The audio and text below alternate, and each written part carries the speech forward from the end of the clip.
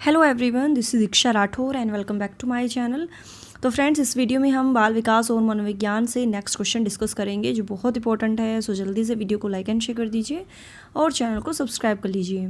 तो शुरू कर लेते हैं आज की क्लास को। और डियर, आपको वीडियो पूरा देखना है क्योंकि मैं आपसे लास्ट में क्विज क्वेश्चन पूछूंगी जिसका आंसर आपको कमेंट में बताना है। और प्रीवियस वीडियो में मैंने जो भी क्वेश्चन आपसे पूछा था तो उसके आंसर जिन्होंने दिए थे, ठीक है, तो वो मैं आपको कमेंट दिखाऊंगी। तो वीडियो को पूरा देखना है आपको। ओके, तो पहले हम क्लास को शुरू कर लेते हैं। क्वेश्चन को आपको ध्यान से देखना है। ओके, तो सबसे पहला क्वेश्चन है, निम्नलिखित में से स्मरण करने की विधि है मिश्रित विधि, विचार साहचर्य विधि, एक और दो दोनों, या इनमें से कोई नहीं। तो इनमें से बताना है स्मरण करने की विधि है। ठीक है, तो क्या सही आंसर हो जाएगा? तो राइट आंसर होगा। और आउट ऑफ 30 आपके कितने क्वेश्चन सही होंगे वो भी आप कमेंट में बताना। तो आंसर सही हो जाएगा सी आंसर, एक और दो दोनों, यानी मिश्रित विधि भी है और विचार साहचर्य विधि भी। तो सी आंसर यहाँ पर सही हो जाएगा। नेक्स्ट क्वेश्चन है, गिलफोर्ड ने अभिसारी चिंतन पद को प्रयोग किसके समान अर्थ में किया है? बुद्धि, सृजनात्मकता, बुद्धि एवं सृजनात्मकता, या इनमें से कोई नहीं। तो आप सभी को पता है डियर, जो अभिसारी चिंतन होता है वो वैसे तो रिलेट किससे होता है? आपके जो प्रतिभाशाली जो बच्चे होते हैं, है ना, क्योंकि अभिसारी से रिलेटेड होता है क्रिएटिविटी। लेकिन यहाँ पर इन्होंने जो सृजनात्मकता है ना, वो अभिसारी चिंतन के साथ इन्होंने उसके समान अर्थों में इसको लिया है। ठीक है, अगर यहाँ पर बात होती है गिलफोर्ड की, ठीक है, तो आंसर यहाँ पर सही हो जाएगा बी आंसर, सृजनात्मकता। क्लियर? नेक्स्ट क्वेश्चन है, ये देखिए, निम्न में से कौन सा रुचि के बारे में सत्य नहीं है?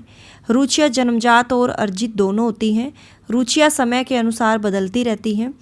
रुचियाँ योग्यताओं एवं अभिक्षमताओं से संबंधित नहीं होती हैं। रुचियाँ व्यवहार में आकर्षण एवं विकर्षण के प्रतिबिंब नहीं हैं। तो रुचियों के बारे में बताना है जो कथन सत्य नहीं है। देखिए, रुचियाँ क्या होती हैं? जन्मजात और अर्जित दोनों होती हैं, बिल्कुल सही है। और टाइम के अकॉर्डिंग ये बदलती भी रहती हैं। और ऐसा भी नहीं है कि रुचियों का आपकी कोई कैपेबिलिटी से या आपकी कोई अभिक्षमता से संबंध होता है ना, बिल्कुल नहीं है। इसमें बोला है कि सत्य नहीं है कि रुचियाँ व्यवहार में आकर्षण व विकर्षण के प्रतिबिंब नहीं है, तो ये कथन सत्य नहीं है। ठीक है, तो आंसर सही हो जाएगा यहाँ पर डी आंसर। नेक्स्ट क्वेश्चन है, अभिवृत्ति है, तो अच्छे से देखना है क्वेश्चन। एक भावात्मक प्रवृत्ति जो अनुभव के द्वारा संगठित होकर किसी मनोवैज्ञानिक वस्तु के प्रति पसंदगी या नापसंदगी के रूप में प्रतिक्रिया करती है। एक ऐसी विशेषता जो व्यक्ति की योग्यता का परिचय है, जिसे किसी प्रदत्त क्षेत्र में विशिष्ट प्रशिक्षण, ज्ञान तथा कौशल से सीखा जा सकता है। व्यक्ति की बीजभूत क्षमता जो कि विशिष्ट प्रकार की होती है, या उपरोक्त में से कोई नहीं। तो अभिवृत्ति जो है, पॉज कर लीजिए वीडियो को और स्किप नहीं करनी है वीडियो, ठीक है, क्योंकि मैं आपसे लास्ट में क्विज क्वेश्चन पूछूंगी और प्रीवियस ईयर का आंसर्स भी आपको बताऊंगी। तो अभिवृत्ति है एक भावात्मक प्रवृत्ति जो अनुभव के द्वारा संगठित होकर किसी मनोवैज्ञानिक वस्तु के प्रति हमारी लाइक और डिसलाइक के रूप में हमारा रिएक्शन देती है। ठीक है, ए आंसर सही है। कोई वस्तु कैसी है इसका निर्णय किया जाता है, ठीक है, मापन से, मूल्यांकन से, परीक्षा से, या ये सभी। तो कोई वस्तु कैसी है इसका निर्णय हम कर सकते हैं, तो यहाँ पर आंसर सही हो जाएगा मूल्यांकन से। ठीक है, इवैल्यूएशन जब हम करते हैं तो उसी के द्वारा हम डिसीजन लेते हैं ना, तो बी आंसर यहाँ पर हमारा सही है। हम बच्चों का मूल्यांकन करते हैं कि बच्चों ने कितना सीखा है ना, और कौन सा बच्चा किस कैटेगरी में है, हम मूल्यांकन के द्वारा ही ये निर्णय लेते हैं। तो बी आंसर यहाँ पर राइट हो जाएगा। बहुबुद्धि का सिद्धांत किसने दिया? जीन पियाजे, बिने, हार्वर्ड गार्डनर, या इनमें से कोई नहीं। मल्टी डायमेंशनल सिद्धांत किसने दिया है? हार्वर्ड गार्डनर ने। ठीक है, सी आंसर सही है क्योंकि जीन पियाजे ने तो संज्ञानात्मक और विकासात्मक सिद्धांत दिया है, बिने ने एक कारक सिद्धांत दिया है, लेकिन हार्वर्ड गार्डनर ने बहुबुद्धि का सिद्धांत दिया है। सी आंसर सही है। अपने आसपास के वातावरण के साथ सामंजस्य बैठाने की क्षमता से बुद्धिमत्ता का संबंध जोड़ने वाला मनोवैज्ञानिक था। जीन पियाजे, थॉर्नडाइक, गार्डनर या बिने। आसपास के वातावरण के साथ, है ना, तो ये है जीन पियाजे, है ना, स्विट्ज़रलैंड के मनोवैज्ञानिक थे ये। ठीक है, संज्ञानात्मक और विकासात्मक सिद्धांत इन्होंने दिया था। तो आंसर सही हो जाएगा ए आंसर। थॉर्नडाइक का सिद्धांत इनमें से किस वर्ग के तहत सूचीबद्ध किया जाता है? व्यावहारिकता का सिद्धांत, ज्ञानात्मक सिद्धांत, मनोविश्लेषण सिद्धांत या इनमें से कोई नहीं? तो आंसर सही हो जाएगा व्यावहारिकता का सिद्धांत। ठीक है, ए आंसर सही है।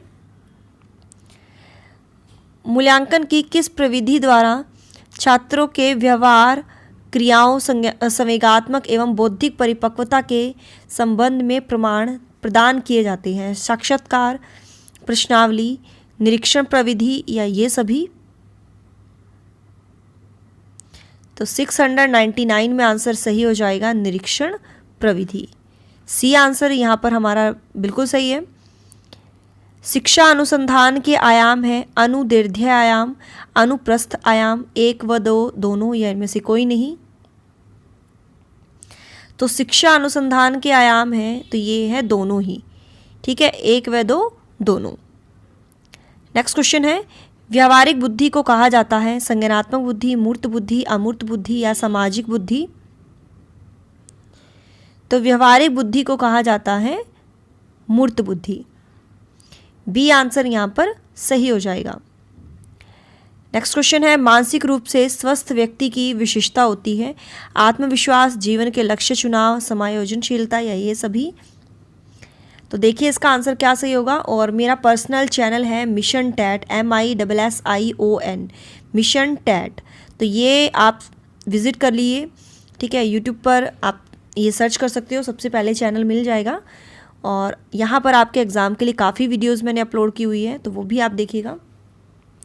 तो मानसिक रूप से स्वस्थ व्यक्ति की विशेषता होती है, तीनों ही होती है। कॉन्फिडेंट होता है वो, अगर मेंटली वो सही है ना, जीवन का लक्ष्य जो है वो उसका बिल्कुल क्लियर रहता है, उसका क्या गोल है, और वो बिल्कुल अच्छे से एडजस्ट हो जाता है। आंसर सही हो जाएगा डी आंसर यहाँ पर सही है। नेक्स्ट क्वेश्चन है, विकास कभी ना खत्म होने वाली प्रक्रिया है, यह विचार किससे संबंधित है? एकीकरण के सिद्धांत से, अंतःक्रिया के सिद्धांत से, परस्पर संबंध के सिद्धांत से या निरंतरता के सिद्धांत से? विकास जो है कभी भी समाप्त नहीं होता है, यानी कंटिन्यू चलता रहता है, तो ये निरंतरता के सिद्धांत से रिलेटेड है। डी आंसर यहाँ पर सही है। नेक्स्ट क्वेश्चन है, क्रियात्मक अनुसंधान के सोपान होते हैं यानी फंक्शनल रिसर्च के 10, 4, 5 या 6? देखिए क्रियात्मक अनुसंधान में मतलब क्रियात्मक अनुसंधान क्या होता है? स्कूल से रिलेटेड जो समस्याएं होती हैं उन पर वैज्ञानिक ढंग से अध्ययन करके उनको सुधारना। तो इसमें अनुसंधानकर्ता कौन होता है? क्रियात्मक अनुसंधान में अध्यापक होता है यानी निरीक्षक होता है। और अगर हम मौलिक अनुसंधान में अनुसंधानकर्ता की बात करें तो वो विद्यार्थी होता है।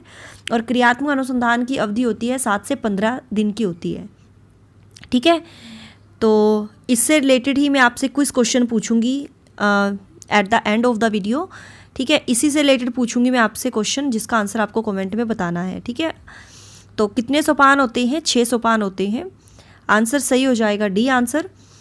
अगला है, व्यवहार के एसआर संप्रत्यय को अस्वीकार कर, एसआर यानी स्टिमुलस रिस्पॉन्स को अस्वीकार कर, एसओआर स्टिमुलस ऑर्गेनिज्म रिस्पॉन्स जो है संप्रत्यय किसने प्रस्तावित किया?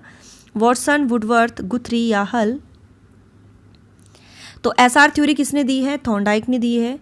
ठीक है, लेकिन एसओआर थ्योरी दी है वुडवर्थ ने। ठीक है, बी आंसर जो है यहाँ पर सही है। ठीक है, नेक्स्ट क्वेश्चन है, एक क्रिकेट खिलाड़ी अपनी गेंदबाजी के कौशल को विकसित कर लेता है पर यह उसके बल्लेबाजी के कौशल को प्रभावित नहीं करता। इसे कहते हैं विधेयात्मक प्रशिक्षण अंतरण, निषेधात्मक प्रशिक्षण अंतरण, शून्य प्रशिक्षण अंतरण या उपरोक्त में से कोई नहीं? तो आंसर सही हो जाएगा, उसको बिल्कुल भी फैक्टर नहीं करता है, तो शून्य प्रशिक्षण अंतरण, सी आंसर सही है। थॉमसन ने अभिप्रेरणा के स्रोतों को कितने वर्गों में रखा, 2, 3, 4 या 5? आंसर सही हो जाएगा 2। ठीक है, नेक्स्ट क्वेश्चन है, निम्न में से कौन सा कथन किसी व्यक्ति के मानसिक स्वास्थ्य को उत्तम रूप से प्रदर्शित करता है? पूर्ण अभिव्यक्ति, संगतिकरण और सामान्य लक्षण की ओर निर्देशन, मानसिक विकारों का न होना, व्यक्तित्व के विकारों से मुक्ति या उपरोक्त सभी? तो आंसर सही हो जाएगा यहाँ पर, जो मेंटली हेल्थ को जो है सही तरीके से प्रदर्शित करता है, अगर एक व्यक्ति में ये जो है पॉइंट्स होते हैं तो तीनों ही पॉइंट्स इंपॉर्टेंट है। आंसर सही हो जाएगा यहाँ पर डी आंसर। नेक्स्ट क्वेश्चन है, एक शिशु का सामाजिक विकास निर्भर होता है, तो एक शिशु का सामाजिक विकास निर्भर होता है उसकी अन्य लोगों के साथ अंत्यक्रिया पर, उसके द्वारा दूसरों पर ध्यान अपनी ओर आकर्षित करने की क्षमता पर, शिशु को मिलने वाले प्यार तथा अपनत्व पर या उपरोक्त सभी? शिशु का सामाजिक विकास निर्भर करता है इन सभी पर, है ना, कि उसका जो है दूसरों लोगों के साथ कैसा इंटरेक्शन है, उसके द्वारा दूसरों पर ध्यान और अपनी ओर जो है अट्रैक्ट करने की जो क्षमता है, या उसको क्या अपनापन मिलता है, कैसा प्यार मिलता है, तो इससे ही उसका सामाजिक विकास होता है। तो डी आंसर यहाँ पर सही है। किस मनोवैज्ञानिक के अनुसार विकास एक सतत और धीमी प्रक्रिया है? कॉल्सनिक, पियाजे, स्किनर या हॉरलॉक? तो ये है स्किनर के अकॉर्डिंग। ठीक है, सी आंसर सही है। वर्तमान में निःशक्त बच्चों की शिक्षा के लिए कहा गया है समावेशी शिक्षा, विशेष शिक्षा, समेकित शिक्षा या इनमें से कोई नहीं? तो आंसर सही हो जाएगा यहाँ पर समावेशी शिक्षा, यानी इंक्लूसिव एजुकेशन। हर कैटेगरी के बच्चों का समावेश करके उनको समान अवसर उनको प्रोवाइड करना। नेक्स्ट क्वेश्चन है, किस वर्ग वाले बच्चों के जो है किस वर्ग वाले छात्रों के जो है प्राय अपराधी बन जाने का खतरा रहता है? किनका IQ जो है कितना होता है? 55 से 75, 22 से 55, 75 से 85 या 25 से कम? तो आंसर सही हो जाएगा 55 से 75। नेक्स्ट क्वेश्चन है, एक अध्यापक किसी भी समूह में समुदाय आधारित व्यक्तिगत विभिन्नताओं को समझ सकता है आँखों के संपर्क के आधार पर, बुद्धि के आधार पर, भाषा एवं अभिव्यक्ति के आधार पर या गृहकार्य के आधार पर? तो व्यक्तिगत विभिन्नताओं को समझ सकता है किस बेस पर? भाषा एवं अभिव्यक्ति के आधार पर। ठीक है, क्रियात्मक अनुसंधान किस मनोविज्ञान की उपज है? मानव मनोविज्ञान, असामान्य मनोविज्ञान, सामाजिक मनोविज्ञान या इनमें से कोई नहीं? 714 में आंसर सही हो जाएगा सामाजिक मनोविज्ञान। पर्सनल चैनल है मिशन टैट, तो उसको भी आप सब्सक्राइब कर लीजिएगा। इन निम्नलिखित में से कौन सा अधिगम का क्षेत्र नहीं है? संज्ञानात्मक, भावनात्मक, क्रियात्मक या आध्यात्मिक? तो लर्निंग एरियाज जो है, देखिए संज्ञानात्मक भी है, भावात्मक भी है, क्रियात्मक भी है, लेकिन स्पिरिचुअल जो है यानी आध्यात्मिक नहीं होगा। तो आंसर सही हो जाएगा डी आंसर। फ्रायड, पियाजे एवं अन्य मनोवैज्ञानिकों ने व्यक्तित्व विकास की विभिन्न अवस्थाओं के संदर्भ में व्याख्या की है, परंतु पियाजे ने कहा है कि विकास की अवस्थाएं वातावरण से निर्धारित होती हैं। कहा है कि शैशवावस्था के अनुभव ही अधिक प्रभावित होते हैं, बाकी अवस्थाओं के सीमित प्रभाव होते हैं। विभिन्न अवस्थाओं को समझाने के लिए संज्ञानात्मक बदलाव के बारे में कहा, या उपरोक्त में से कोई नहीं? तो आंसर सही हो जाएगा यहाँ पर 716 में सी आंसर की विभिन्न अवस्थाओं को समझाने के लिए संज्ञानात्मक बदलाव के बारे में इन्होंने कहा है, क्योंकि इन्होंने संज्ञानात्मक सिद्धांत दिया था, तो यहीं से आप कोरिलेट इसको कर सकते हो। ठीक है, अगला क्वेश्चन है, कोई ऐसी वस्तु जिसमें व्यवहार को प्रबलित करने की क्षमता संवैध नहीं होती, किंतु जो किसी अन्य वस्तु के साचार्य से यह क्षमता अर्जित कर लेती है, जानी जाती है? प्राथमिक प्रबलक के रूप में, आंशिक प्रबलक के रूप में, विभेदी प्रबलक के रूप में या गौण प्रबलक के रूप में। तो क्या आंसर सही हो जाएगा? तो यहाँ आंसर राइट होगा हमारा गौण प्रबलक के रूप में। डी आंसर सही है। नेक्स्ट क्वेश्चन है, निम्नलिखित में से कौन सा सिद्धांत क्रिया प्रसूत अनुबंधन में अंतर्निहित है? नैमित्तिक अनुबंधन, उपयोग का नियम, अनुक्रिया सामान्यीकरण, प्रभाव का नियम। तो क्या आंसर सही हो जाएगा? तो आंसर राइट होगा क्रिया प्रसूत अनुबंधन में अंतर्निहित है। क्रिया प्रसूत सिद्धांत दिया है स्किनर ने और इसी में ये जो है नैमित्तिक अनुबंधन। ठीक है, तो ए आंसर सही है। नेक्स्ट क्वेश्चन है, सृजनशील बालकों का IQ कितना होता है? 120+, 90 से 100, 80 से 90 या बिलो 25 यानी 25 से कम। तो सृजनशील बालकों का IQ कितना होता है? 120+ यानी 120 से अधिक। ठीक है, और आज की क्लास का लास्ट क्वेश्चन है, निम्नलिखित में से कौन सा कथन सतत व व्यापक मूल्यांकन के लिए सही नहीं है? यह एक विद्यालय आधारित मूल्यांकन है, यह विद्यार्थियों में तनाव को कम करता है, इसमें नंबरों के स्थान पर ग्रेड का प्रयोग होता है, या इससे शिक्षकों पर बोझ बढ़ जाता है। तो देखिए CCE कंटिन्यू कॉम्प्रिहेंसिव इवैल्यूएशन में जो सही है, देखिए विद्यालय आधारित मूल्यांकन तो है, विद्यार्थियों में तनाव को भी कम करता है, नंबरों के स्थान पर ग्रेड का प्रयोग होता है, लेकिन शिक्षकों पर बोझ बढ़ जाता है, ये नहीं होगा। तो आंसर सही होगा हमारा डी आंसर। ठीक है, तो आपने भी डी ही आंसर इसका लगाया होगा। तो यही थे आज के हमारे इंपॉर्टेंट क्वेश्चन। आपके कितने सही हुए हैं आउट ऑफ 30 वो कमेंट में बताइएगा। ये मेरा व्हाट्सअप नंबर है, यहाँ आप कुछ भी पूछ सकते हो 8295024375 पर। और आज का जो क्विज़ का क्वेश्चन है वो है, क्विज़ का क्वेश्चन एक बार मैं आपको बता देती हूँ, फिर लास्ट वीडियो का मैं आपको आंसर बताऊंगी। ठीक है, क्विज़ क्वेश्चन जो है आपको बताना है, क्रियात्मक अनुसंधान का प्रयोग सबसे पहले किसने किया था? फंक्शनल रिसर्च का प्रयोग सबसे पहले किसने किया था? ठीक है, क्रियात्मक अनुसंधान का प्रयोग सबसे पहले किसने किया था? तो इसका आंसर आपको कमेंट में बताना है, और जो बच्चा इसका कमेंट करेगा नेक्स्ट वीडियो में उसके कमेंट को शो किया जाएगा। और मैंने लास्ट वीडियो में आपसे पूछा था कि शैशवावस्था, बाल्यावस्था और किशोरावस्था में आपको सीरीज़ वाइज बताना था कि हड्डियों की संख्या कितनी होती है। तो जिन स्टूडेंट ने इसका आंसर्स बताए थे वो मैं आपको एक बार कमेंट दिखा देती हूँ। तो ये कमेंट दिया था रविंद्रा यादव ने, और बिल्कुल सही दिया था, क्योंकि शैशवावस्था में हड्डियों की संख्या 270 होती है, बढ़कर बाल्यावस्था में 350 हो जाती हैं, और किशोरावस्था में 206 हड्डियाँ होती हैं। तो रविंद्र यादव ने आंसर्स इसका बिल्कुल सही दिया था, करेक्ट आंसर दिया था, बहुत बढ़िया।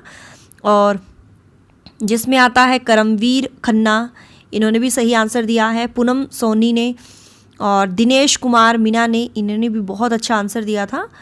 और ये हो गए प्रिंस जी, हाँ बिल्कुल सही आंसर इन्होंने दिया था। और रोहित सिंह ने भी आंसर दिया था शैशवावस्था का, बाल्यावस्था का और किशोरावस्था का। ठीक है, तो यही थे आज के हमारे क्वेश्चन। आपके कितने सही हुए हैं कमेंट में ज़रूर बताइएगा, और आंसर्स आपको बताना है ऐसे ही, फिर आपका भी नेक्स्ट वीडियो में सही आंसर्स पर ही आपके जो है कमेंट को शो किया जाएगा। So thanks for watching my video, do like share and subscribe my YouTube channel. Till then bye bye, रब रखा, जय भोलेनाथ।